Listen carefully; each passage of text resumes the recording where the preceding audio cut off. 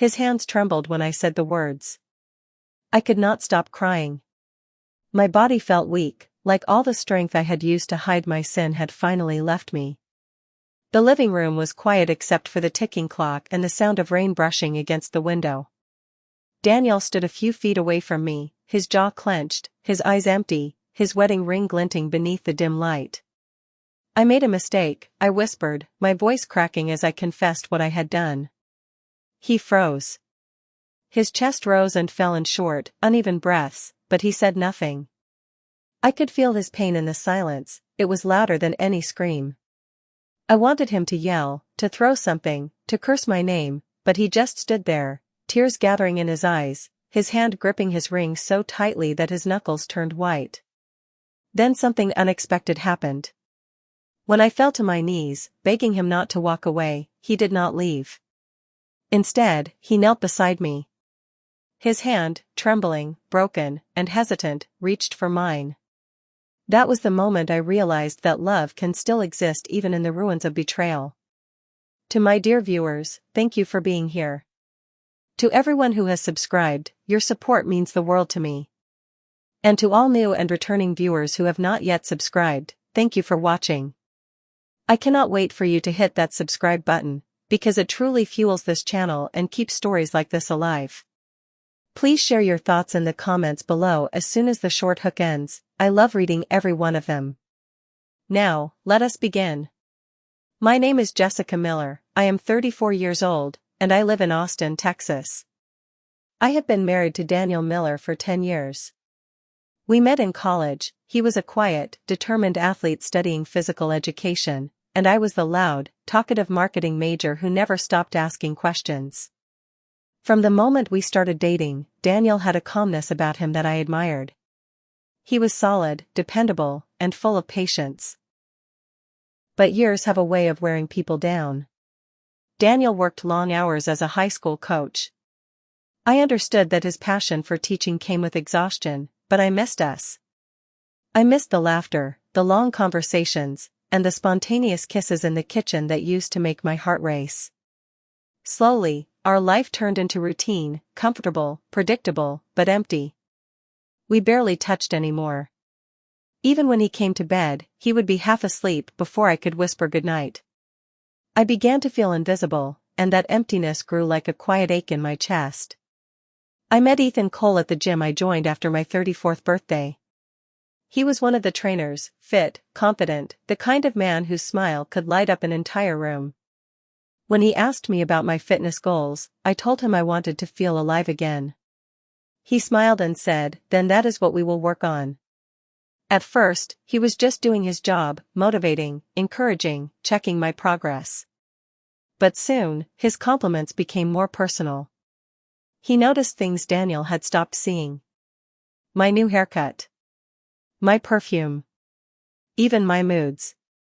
He would say things like, "You have such a soft laugh," or "You deserve to feel appreciated." I tried to ignore it, but I did not realize how much I needed to feel seen. Ethan made me feel wanted again. He made me feel like a woman, not just a wife managing bills, dinner, and laundry. It started with late-night texts about workout tips, then became conversations about life. He told me about his failed relationships, his loneliness, and how he thought I was different. I told him about Daniel, how distant he had become, how cold our home felt, how I missed being held. It was dangerous honesty, the kind that feels comforting until it becomes temptation. One Friday evening, after a particularly emotional day, Ethan asked me to stay after my session for a coffee. It was raining heavily outside, and the gym was nearly empty. The lights were low, and everything felt too quiet. We sat close, talking about everything and nothing. I could feel the warmth of his arm brush against mine, and my heart pounded harder than it should have. When he looked into my eyes, it was like he could read every broken piece of me. And then, it happened. He leaned closer, his breath soft against my skin, and before I could process it, his lips met mine. It was not a passionate movie kiss. It was desperate, trembling, full of need and loneliness. For a moment, I kissed him back. But the second it ended, guilt hit me like lightning. I pushed him away and whispered, "This should not have happened." He looked hurt, but he nodded, muttering that he understood. I left immediately. The rain drenched me as I drove home, but I did not care. I felt dirty, ashamed, and terrified. When I walked through the front door, the lights were dim. Daniel was asleep on the couch. The TV played softly, and on the coffee table sat an old photo frame, our wedding picture. His hand rested near it, and beside him was my favorite blanket folded neatly over his chest. That image broke me. I stood there for a long time, watching him sleep, wondering how I had drifted so far from the man who had once been my home. I wanted to wake him, to confess, to beg for forgiveness, but fear held me still. Instead, I went upstairs, undressed, and sat in the shower. The water was hot, but I shivered uncontrollably. I cried until my skin went numb. That night, I realized something painful. The moment I betrayed him, I did not just lose his trust, I lost a piece of myself. The following days were torture. Ethan texted, apologizing, saying he missed me, asking if we could talk. I ignored most of his messages, but my heart raced every time his name appeared. I hated myself for it. At home, Daniel noticed my silence. He began asking if I was all right. I smiled and said I was just tired from work. But deep down, I was drowning. Every hug, every glance, every word he spoke reminded me of what he did not know. At night, when he kissed my forehead before sleeping, I would turn away and silently weep. I had betrayed the only man who ever truly loved me. A week later, Ethan approached me again at the gym. He said he wanted to make things right. I told him it was a mistake, that it could never happen again. He nodded but looked wounded. I left quickly, my heart pounding. That night, I deleted his number. But guilt is not something that disappears. It lingers. It changes how you see yourself. I started to avoid mirrors because I hated the reflection that stared back at me. And even though Daniel still smiled, still made coffee for me every morning, I could feel that something was shifting in me, something dark, heavy, and irreversible. The guilt did not fade. It grew heavier with each sunrise, a weight I carried in silence. Every morning, I looked at Daniel across the breakfast table and wondered how much longer I could pretend that everything was fine. His eyes were soft, his voice calm, and his presence gentle, but the moment I looked at him, my heart tightened with guilt. It had been 3 weeks since that night with Ethan, and though I had promised myself it would never happen again, my soul could not forget. It was not the act itself that haunted me, it was the betrayal of everything Daniel believed we stood for. I used to think secrets protected love. Now, I knew they only poisoned it slowly. Daniel had always been an early riser. He would brew his coffee at 5 a.m., read his sports articles, and then head to work. I used to join him, but lately, I stayed in bed, staring at the ceiling, wishing I could turn back time. Our conversations had become polite, careful, and distant. He would ask, "How was your day?" and I would answer with "fine." Neither of us pushed deeper, as if we both feared what we might uncover. One evening, as I was folding laundry, he came behind me and wrapped his arms around my waist. His touch startled me, I had forgotten the warmth of his embrace. He whispered, "I miss us." The words pierced through me. I wanted to melt into his arms and confess everything, but fear gripped me again. I forced a smile and said, "I miss us too." But my voice trembled, and I knew he sensed something was wrong. I had stopped going to the gym, hoping that distance would make Ethan disappear from my life. But temptation does not let go so easily. One afternoon, I received a message from an unknown number, "I miss talking to you. Can we just meet for a few minutes?" I deleted it immediately, but my hands would not stop shaking. Another message came a few hours later, "I am not trying to cause trouble. I just need closure." I ignored it again. The next morning, when I parked my car at the grocery store, I saw him. Ethan stood near the entrance, waiting. He smiled faintly when our eyes met. I froze. He looked different, tired, desperate. "Jessica," he said quietly, I know you do not want to see me, but please listen. I cannot stop thinking about you. I took a step back, looking around to make sure no one could hear. Ethan, please. You need to stop this. It was a mistake. He looked crushed. You said you felt something too. I was lost, I whispered. I do not feel that way anymore. He nodded, pain flickering across his face. Then I will stay away. And he did. At least, for a while. But that brief encounter was enough to reawaken my fear. What if he changed his mind? What if he told someone? What if Daniel found out? That night, I could barely breathe. I lay in bed beside my husband, staring into the darkness, wondering if I deserved to be loved at all. A month later, Daniel started coming home earlier than usual. He said he wanted more time together. We cooked dinner, watched old shows, and tried to laugh like we used to. But even as I smiled, I could feel the distance still lingering between us. One night, while I was washing dishes, he stood behind me quietly. Jessica, he said softly, are you happy? The question caught me off guard.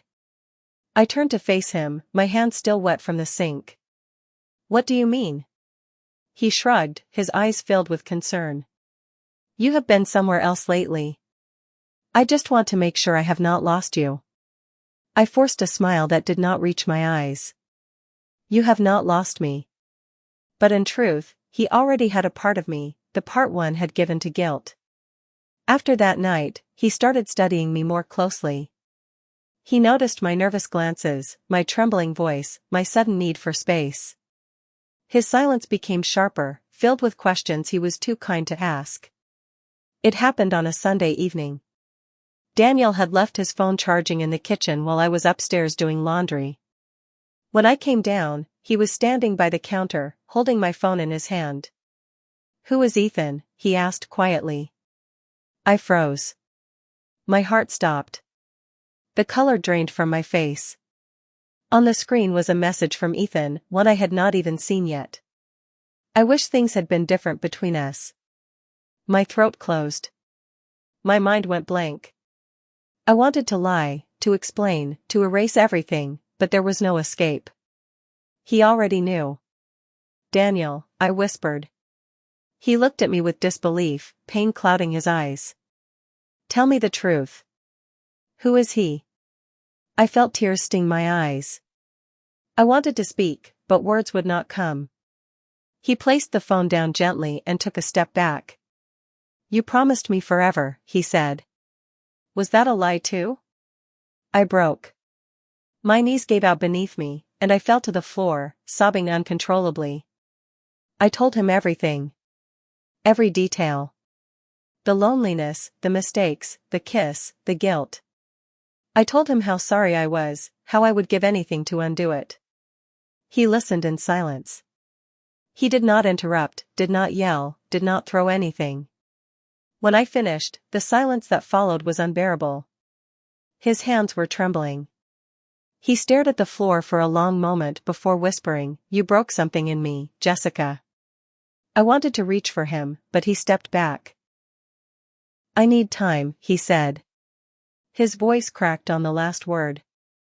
Then he walked out. I stood in the doorway, watching him drive away in the rain, and the sound of his car fading into the night felt like the sound of my heart breaking. The house felt empty without Daniel. I could still smell his cologne on the pillow, still see his mug by the sink. I spent those days in silence, replaying our memories and drowning in regret. I stopped going to work. I ignored everyone. The only sound in the house was the ticking clock and my quiet sobs at night. I did not know if he would ever come back. I did not know if forgiveness was even possible. But I knew one thing, I loved him, and I had destroyed the one thing that truly mattered. Every night, I sat by the window, staring into the dark street, praying to see his car pull into the driveway again. But he did not come. Not for days. Not for weeks. Until one morning, 3 weeks later, I heard the sound of keys turning in the door. My heart stopped. The morning Daniel returned, I could not move. I stood at the top of the staircase, my heart pounding so hard that it hurt to breathe. The sound of his keys hitting the table echoed through the house like thunder after a long storm. He looked exhausted. His eyes were red, his shoulders slumped. He did not say anything for a long time. He just stood there, looking around, taking in the space we once shared, the framed photos, the untouched couch, the faint scent of my perfume lingering in the air. When he finally spoke, his voice was calm but heavy. "We need to talk." I nodded, afraid of what was coming. We sat at the dining table where we had eaten hundreds of dinners together, but that morning, it felt like foreign territory. The air between us was fragile, like one wrong word could shatter everything. Daniel folded his hands, staring at the table for a long moment before lifting his gaze. "I have spent the last few weeks trying to hate you," he said. "But I could not." His words hit me harder than any accusation could. Tears filled my eyes instantly. He continued softly, "I wanted to scream. I wanted to throw away every memory we made. But when I remembered who we were before all this, I realized I could not erase that. You were not just my wife, Jessica. You were my best friend." My chest tightened. I wanted to speak, to tell him that I would do anything to fix us, but he raised a hand gently. "I am not here to forget what you did. I am here because I believe love should not die with one mistake." That was when I broke down completely. I buried my face in my hands and cried. Daniel reached across the table and held my hand. His grip was trembling but real. It was not forgiveness yet, but it was hope. He suggested that we go to marriage counseling. I agreed instantly. The first few sessions were unbearable. Sitting in that small, quiet room, facing the pain I had caused, was like tearing open a wound that refused to close. Daniel barely looked at me during those sessions. When he did, I saw both love and hurt in his eyes. I told our counselor everything, how loneliness led me to temptation, how guilt ate away at my soul, and how I hated the person I had become. Daniel listened quietly. When it was his turn, he admitted something that made me cry again. "I was not blameless," he said. "I stopped paying attention. I stopped being present. I thought providing was enough. I let her feel alone." Hearing that broke me in a different way, not because he was right, but because he still had enough grace to see his own part in the distance between us. Healing did not come overnight. It came through small things, the way he started sitting beside me on the couch again, the quiet coffee mornings we shared, the walks we took without words. Slowly, we began to learn each other again. Ethan tried to reach out one last time. He sent me an email saying he was sorry for everything and that he hoped I was happy. I did not reply. Instead, I deleted it and blocked his contact for good. That night, I told Daniel about it. He nodded, his expression unreadable, but his next action told me everything. He took my hand, squeezed it, and said, "Thank you for telling me. Trust is fragile after betrayal, but honesty can slowly rebuild what lies once destroyed." For the first time in months, I slept peacefully beside him. Spring came, and with it, a quiet peace we had not known in a long time. We still had bad days. Sometimes, I caught him staring into space, lost in thought, and I knew he was replaying the pain. Other times, I woke up crying from dreams that dragged me back to that night. But we faced each moment together.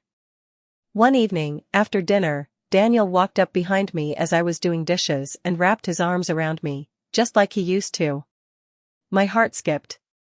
He whispered, "I forgive you, Jessica." I turned to face him, tears streaming down my cheeks. "Why? After everything I did, why would you forgive me?" He smiled faintly. "Because if I let go of forgiveness, I would lose myself too. You hurt me, but I still believe in us. And I want to fight for what we were." That moment felt like redemption.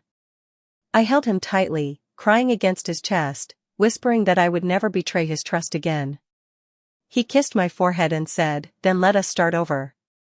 Months passed, and we continued rebuilding piece by piece. Counseling turned into date nights. silence turned into laughter again. We found our rhythm, the same but new. On our 11th anniversary, Daniel surprised me with dinner at the small Italian restaurant where we had our first date. The same candlelit table. The same music softly playing in the background. Halfway through the meal, he took my hand across the table and said, "Do you know why I brought you here?" I shook my head, smiling through tears. "Because this is where I first knew I wanted you forever. And even though we have been through hell, I still do." I could not stop crying. I leaned across the table, kissed him gently, and whispered, "I love you." He smiled and replied, "Then let us promise forever again." We did not need rings or vows this time. Our promise was written in the pain we overcame, the tears we shed, and the love that refused to die. Looking back, I realized forgiveness is not about forgetting. It is about choosing to love again despite the scars. Daniel taught me that real love is not soft, it is strong, patient, and capable of surviving even the deepest wounds. There are days I still feel ashamed of what I did, but now, instead of drowning in guilt, I let gratitude fill me. I am grateful for a man who chose grace over revenge. I am grateful that love found a way to rebuild what I broke. And every time Daniel reaches for my hand, I remember that moment in our living room, the night I thought it was over, when his trembling fingers wrapped around mine and told me that forgiveness could write a new story.